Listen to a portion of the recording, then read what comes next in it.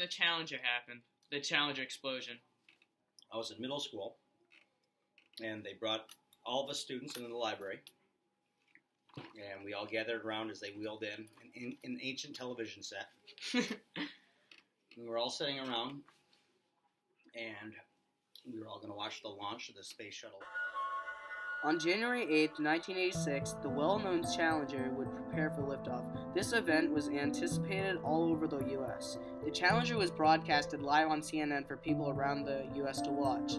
This gave many schools the idea to show the children the great space endeavor. This, however, would result in children seeing a memory they were sure to never forget. But before we dive too deep into this, we must understand the background history of the Challenger. The Challenger space mission was the 10th mission for the Challenger STS-51L, which was the second in a series of deploying missions for tracking and data relay satellites. This mission was different from the rest of the Challenger missions, as it would be the first flight of the shuttle-pointed tool for astronomy to observe Halley's Comet. The Challenger had been built in 1983, meaning the span of 3 years, there was 9 successful missions aboard the Challenger. The average person who does not research the Challenger, however, does not know that there were 9 successful missions and can usually only remember the incredible disaster, which includes my dad. This was its 10th flight, I believe, if you remember that. I don't remember that. Oh, was this like the first big deal about the Challenger ever, or because the teacher was going on board and all, or was this like, because I know there were actually 9 flights before of the Challenger. I don't remember anything particular. I just remember there was quite a build-up to it. They showed them in simulators, doing their work and clowning around with anti-gravity stuff. It was like a real happy time. It seemed like everything seemed very like it was going to be a very big success. Nobody ever thought of potential failure, and definitely not a crash.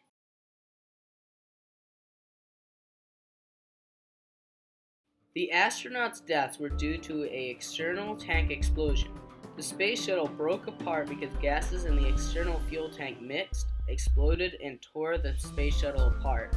The external fuel tank exploded after a rocket booster came loose because the seal around the O-ring failed. This ruptured the tank. Hot gases and flames leaking out of the rocket boosters burned a hole into the external fuel tank in the piece that held the rocket boosters onto the shuttle.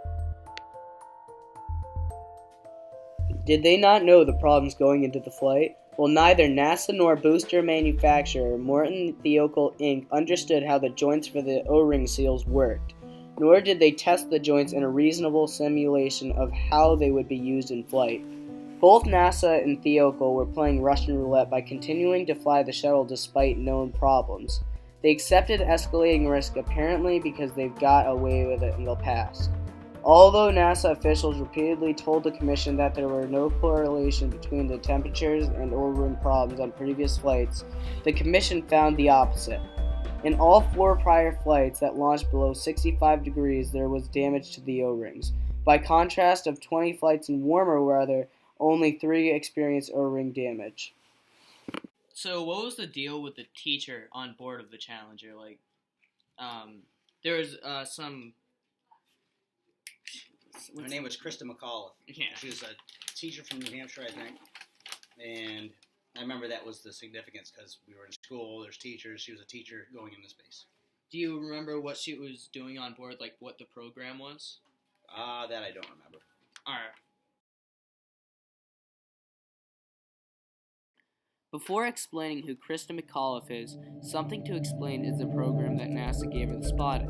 In 1984, President Ronald Reagan announced the Teacher in the Space Project, and McAuliffe learned about NASA's efforts to find their first civilian, an educator to fly into space. NASA wanted to find an ordinary person, a gifted teacher, who could communicate with students while in orbit.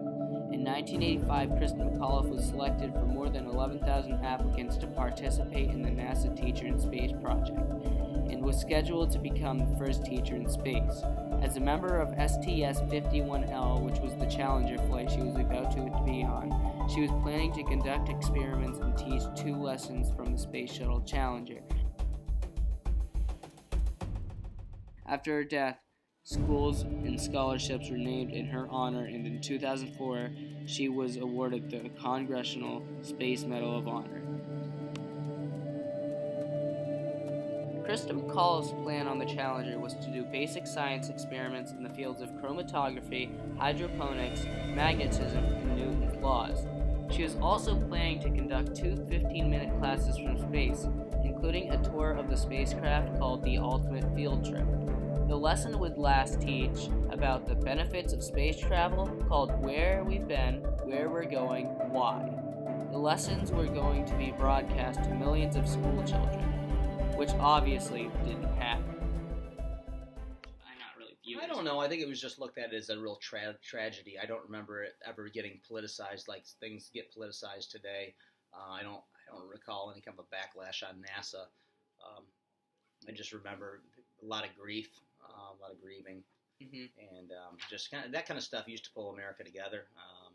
Not sure if that would happen anymore, but the Challenger was the first major American orbital failure. NASA was set back 2 years as they fixed and tinkered on other shuttle ships in hopes that the shuttles would not fail like the Challenger did. It was made aware later to the rest of the country that NASA managers knew about the O-ring seals but failed to take any action. This resulted in further doubt of NASA after the catastrophe. In the next 3 years, a new policy on management decision-making for future launches were implemented to avoid disasters like this. There has only been 2 disasters like this, including the Challenger.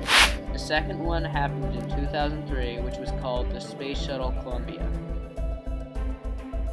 Will the future space flights meet the same demise as the last 2 failures? Only time will tell as we endeavor to space more. With this, thank you for watching. We've grown used to the idea of space, and perhaps we forget that we've only just begun. We're still pioneers. They, the members of the Challenger crew, were pioneers.